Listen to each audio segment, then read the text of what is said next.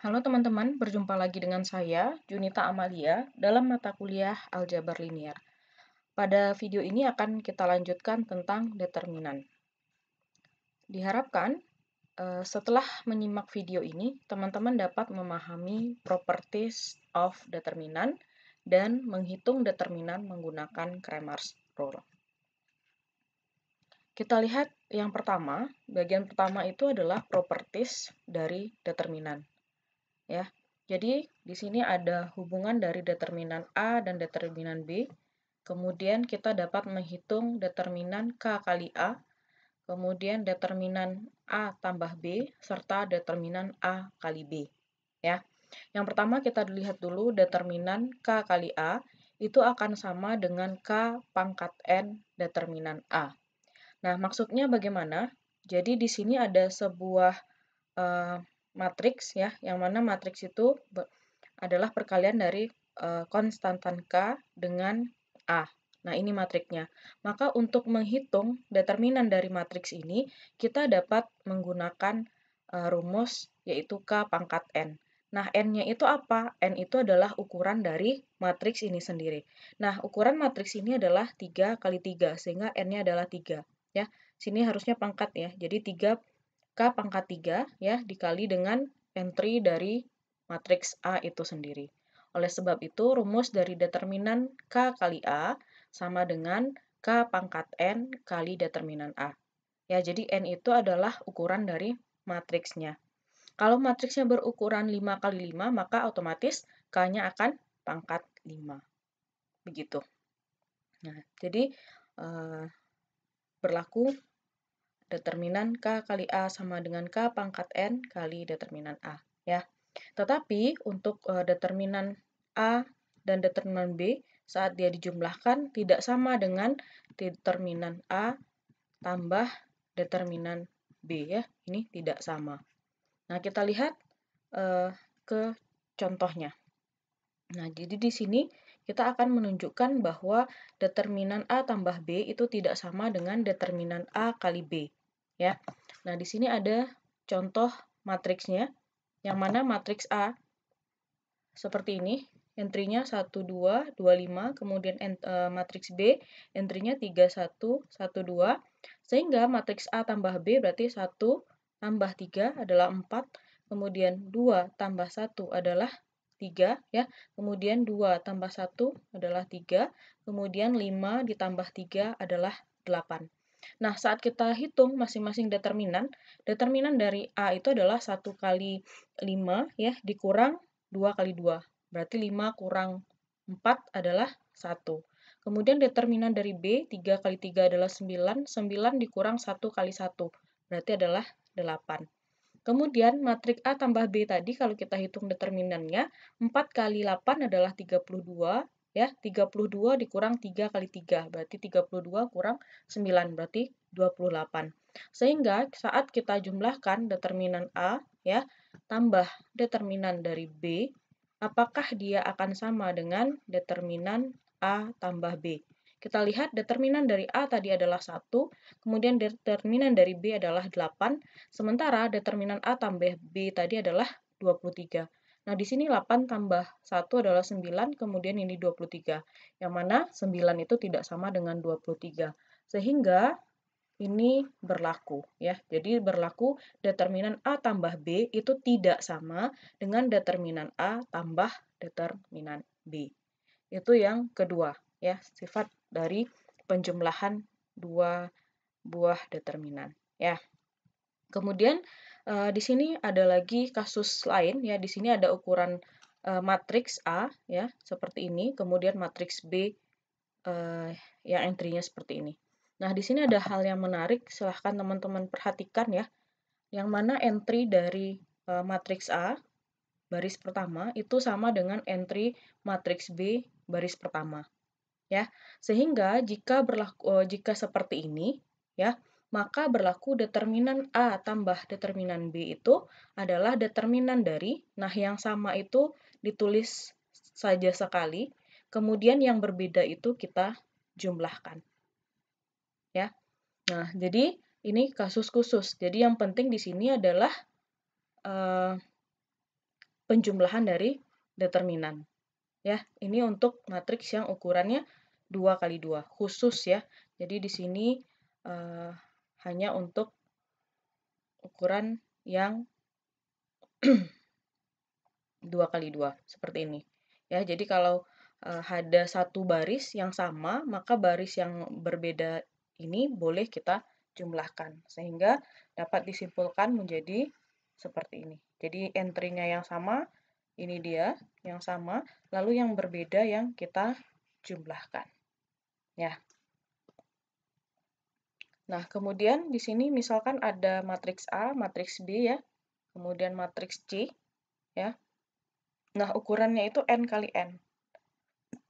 Bahwa di sini dinyatakan bahwa ada single row, misalkan itu adalah row ke R, ya, anggaplah baris ke R, maka kita asumsikan bahwa baris ke R dari matriks C itu bisa kita dapatkan dari penjumlahan baris ke R pada matriks A dan matriks B. Jadi ini hanya berlaku untuk yang single row.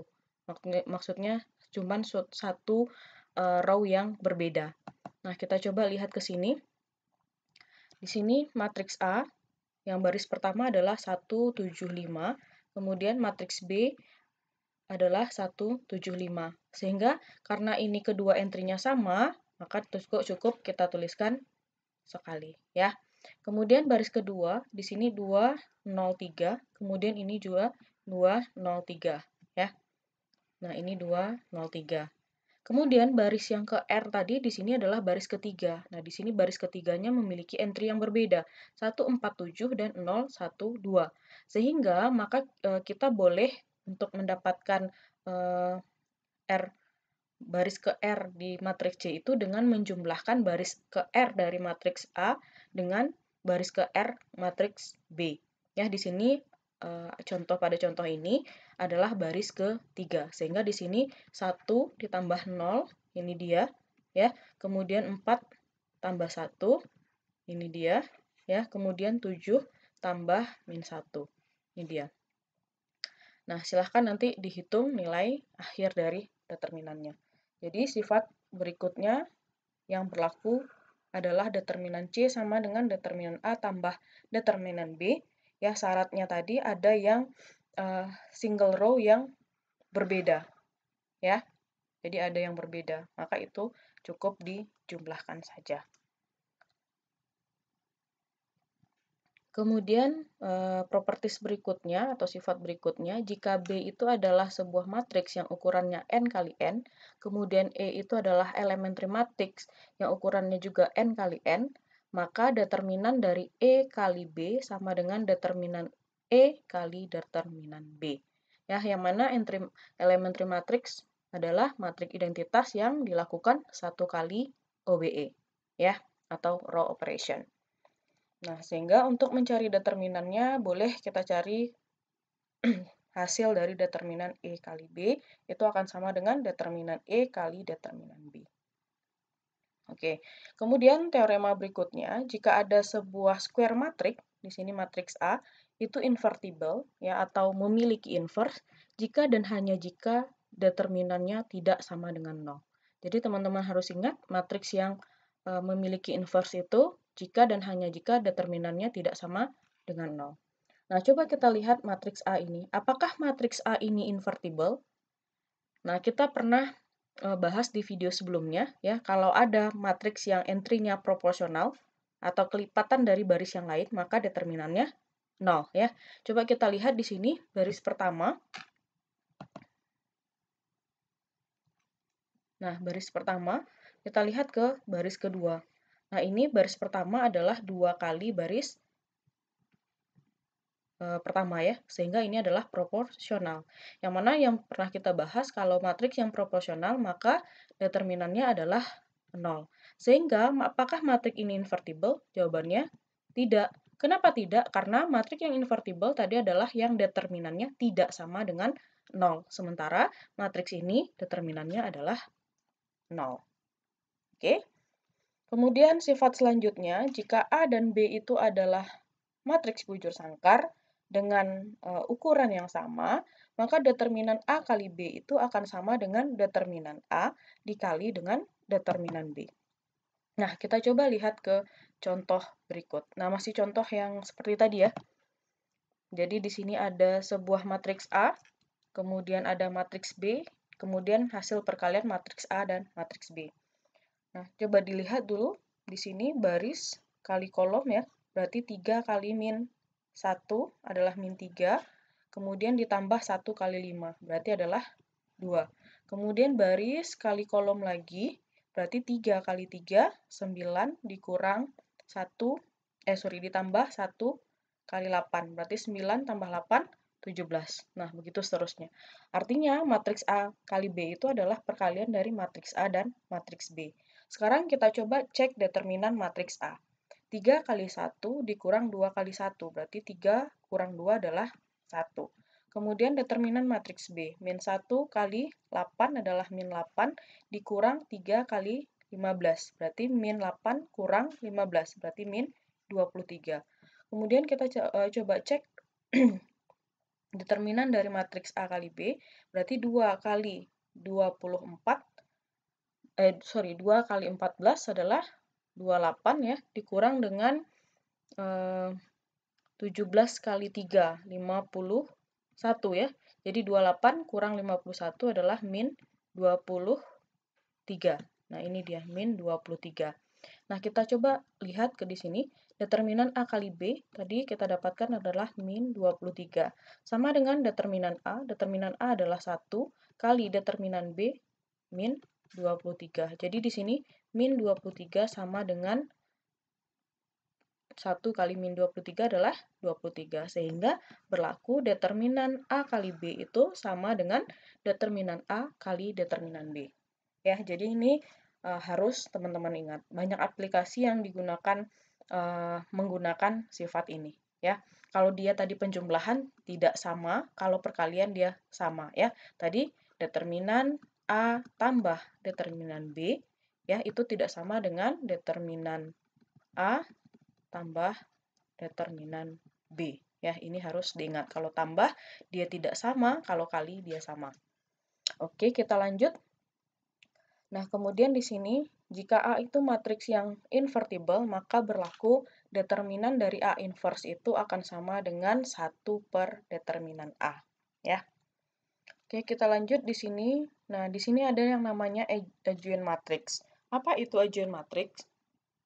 Nah, sebelumnya kita sudah belajar ya, atau di video yang lalu sudah kita pelajari bagaimana menghitung kofaktor ya. Jadi kalau kofaktor tadi disusun menjadi sebuah matriks, nah inilah matriksnya. Nah, matriks yang menyusun matriks ini, entry-entry yang menyusun matriks ini adalah hasil dari kofaktor dari sebuah matriks. Nah, jika matriks kofaktor ini kita transpose, maka itu yang disebut sebagai adjoint dari matriks. Atau ditulis sebagai ADJ seperti ini, adjoint. Ya. Misalkan tadi sebuah matriks A, kita cari kofaktornya, hasil matriks yang barunya atau hasil kofaktornya seperti ini. Maka adjoint dari matriks A tadi adalah transpose dari matriks kofaktor ini. Ya. Jadi syaratnya di transpose. Kita lihat ke contoh. Nah, di sini ada sebuah matriks yang ukurannya tadi adalah 3 kali 3. Ya. Sehingga dari matriks yang ukurannya 3 kali 3 ini, kita bisa mencari kofaktornya. Ya. Yang mana kofaktor yang pertama berarti C11, berarti kita pernah menghitung dengan mencoret baris pertama dan kolom pertama. Berarti ini sisanya dikalikan. 6 kali 0 dikurang 3 kali min 4. Berarti 0 dikurang min 12, sehingga hasilnya 12. Kemudian kofaktor kedua berarti C12 berarti kolom pertama baris kedua. Maka sisanya adalah 3 kali 0 adalah 3. Ya. 1 kali 0 adalah 0. Kemudian 2 dikurang 2 kali ditambah 2 kali 3. Berarti 6. ya. Oke, berarti ini adalah C1, 2, dan seterusnya. Nah, silahkan nanti teman-teman coba untuk mencari C13, C21, C22, dan seterusnya. Nah, hasil kofaktor tadi kita susun dia di dalam sebuah matriks. Maka hasil dari kofaktor yang ini dituliskan dalam matriks, maka hasilnya matriks seperti ini. Nah, matriks yang baru dihasilkan ini kita lakukan transpose, ya. Maka itu yang disebut sebagai adjoint dari matriks A, ya. Kalau transpose berarti baris menjadi kolom. Kemudian baris yang kedua menjadi kolom kedua, yang baris ketiga menjadi kolom ketiga, ya. Nah, begitu untuk mencari adjoint dari matriks yang ukurannya 3 kali 3. Kalau matriks 2 kali 2 gimana? Misalnya ini A, B, C, D. Kalau adjoint, anggaplah ini matriks A, berarti adjoint dari matriks A ini adalah, ya tinggal tukarkan ya, A menjadi D, D menjadi A, kemudian B menjadi negatif, C menjadi negatif. Ini untuk ukuran 2 kali 2. Sementara untuk 3 kali 3, teman-teman bisa memanfaatkan kofaktor. Oke, kita lanjut. Kemudian di sini ada inverse. Ya, kita bisa mencari inverse tadi, ya, sebuah matriks itu sama dengan 1 per determinan A kali adjoint A. Ya, yang mana di video-video sebelumnya kita menggunakan rumus ini hanya untuk mencari matriks, inverse matriks yang ukurannya 2 kali 2 ya. Nah, misalnya kan kemarin kita punya A, B, C, D seperti ini, sehingga 1 per determinannya, berarti A kali D dikurang C kali D, kemudian dikali dengan adjointnya, seperti yang tadi ya, berarti D ditukarkan dengan A letaknya, kemudian min B ini min C. Nah, yang kita tahu kemarin baru untuk matriks yang ukurannya 2 kali 2. Ternyata itu juga bisa, ini juga bisa kita gunakan untuk matriks yang ukurannya 3 kali 3 seperti ini. Ya. Nah, kita coba lihat ke penyelesaiannya. Nah, jadi di sini sesuai dengan rumus tadi, A inverse itu sama dengan 1 per determinannya. Ya. Yang mana tadi kita silahkan nanti teman-teman coba hitung inverse dari matriks A tadi, kemudian adjoint dari matriks A sudah kita temukan tadi ya, adalah matriks yang ini. Kemudian determinan dari A itu silahkan dihitung, harusnya dia 64. Sehingga hasil dari A inverse itu kita kalikanlah 1 per 64 itu ke setiap entry yang ada pada matriks ini. Sehingga didapatkanlah hasil dari A inverse-nya seperti ini. Ya, silahkan teman-teman coba secara mandiri untuk detail step-step ini. Jadi silahkan dicari dulu determinan A-nya, kemudian adjoint dari A tadi sudah kita dapatkan dari slide yang sebelumnya. Ya, sehingga kita dapat nilai dari A inverse itu seperti ini. Ya, jadi sudah banyak cara yang teman-teman gunakan untuk mencari A inverse. Oke, kemudian selanjutnya di sini ada Cramer's rules. Ya, jadi di sini jika ada sebuah sistem persamaan A kali X sama dengan B, ya, maka jika determinan A-nya itu tidak sama dengan 0, maka solusinya pasti unik, ya. Nah, bagaimana cara mencari solusinya atau mencari nilai X1, X2 sampai Xn? Nah, di sini ada rumusnya. Determinan A1 dibagi dengan determinan A untuk X1. Sementara X2 adalah determinan dari A2 dibagi dengan determinan A, kemudian Xn determinan AN dibagi dengan determinan A. Ya, yang mana determinan A1, A2, A3 dan seterusnya itu kita mengganti nilai J, kolom ke J itu pada matriks A dengan nilai dari B-nya. Maksudnya bagaimana? Nah, coba kita lihat ke contoh soal agar lebih jelas. Nah, di sini kita punya sebuah sistem persamaan linier, ya. Dari sistem persamaan linier ini sebenarnya kita bisa membuat matriks A-nya, kemudian matriks B-nya ya. Nah, dari sistem persamaan linier ini dapat kita buat, berarti ini 1, min 3, min 1, kemudian 0, 4, min 2, ya, kemudian di sini 2, 6, 3, kemudian ini adalah X1, X2, X3 sama dengan B. B-nya itu adalah 6, 38.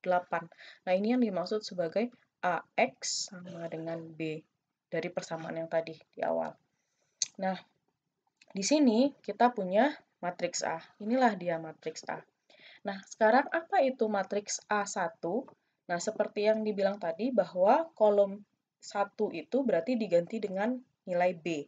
Ya, jadi nilai dari 1, min 3, dan min 1 ini kita replace dengan B, nilai B. Nah, ini dia nilai B. Ya, itu untuk A1. Bagaimana dengan entry yang lain? Entry yang lain tetap seperti semula. Ini dia. Ya, jadi yang diganti kalau A1 berarti cuman kolom 1 saja. Nah, coba bagaimana dengan A2? Berarti yang kita ganti adalah kolom kedua saja dengan menggunakan hasil dari B tadi. Nah, kolom pertamanya tetap, kolom ketiganya juga tetap. Ya. Kemudian untuk A3 berarti kolom ketiganya yang kita ganti dengan B. Ini dia. Ya, sementara kolom pertama tetap, kolom kedua tetap. Nah, setelah itu, untuk mencari berapa nilai X1, X2, X3, kita gunakanlah Cramer Rules tadi, yaitu determinan, berarti X1 itu sama dengan determinan dari A1 dibagi dengan determinan A. Determinan X2 bagaimana? Berarti determinan A2 dibagi dengan determinan A. Nah, ini dia. Jadi, X1 untuk mencari nilai dari X1 berarti determinan A1 dibagi A. Nah, silahkan dihitung determinan dari A, A1, A2, dan A3. Ya, sehingga di sini X1 determinan A1 dapatnya min 40. Nanti silahkan teman-teman coba buktikan benar nggak determinannya min 40. Kemudian determinan A, ini dia 44. Sehingga nilai dari X1 itu adalah min 10/11. Kemudian untuk mencari X2 berarti determinan dari A2 dibagi dengan determinan A. Sehingga hasilnya adalah 18/11. Begitu juga dengan X3, berarti determinan A3 dibagi determinan A. Sehingga hasilnya adalah 3/11. Nah, untuk langkah detailnya, silahkan nanti teman-teman hitung determinan dari A, determinan dari A1, determinan A2, dan determinan A3. Sehingga kita dapat menemukan nilai dari X1, X2, dan X3. Nah, kemudian di sini ada lanjutan teoremanya. Jika A itu adalah matriks yang berukuran N kali N, ya, maka A itu invertible. Kemudian yang kedua, saat AX sama dengan 0, maka dia pasti punya trivial solution. Tapi kalau AX sama dengan B, berarti dia punya one solution, ya, seperti yang tadi. Kemudian, reduced row echelon form dari matriks A itu adalah matriks identitas. Kemudian matriks A itu bisa hasil dari perkalian produk dari elementary matriks. Kemudian di sini AX sama dengan B itu konsisten untuk setiap N kali 1 adalah matriks B. Jadi konsisten itu dia punya satu solusi. Atau kalau B-nya itu 0 berarti dia punya banyak solusi ya. Kemudian AX sama dengan B has exactly one solution for N kali 1 adalah matriks B. Kemudian determinan dari A tidak sama dengan 0. Ya. Nah, mungkin itu dulu yang kita bahas pada video ini. Untuk keterangan lebih lanjut dan latihan-latihan, bisa teman-teman acu ke buku Horvath Anton and Chris, Elementary Linear Algebra, edisi 11. Terima kasih sudah menyimak video ini, semoga bermanfaat. Diskusi akan kita lanjutkan menggunakan Zoom Meeting. Terima kasih, sampai jumpa pada video berikutnya.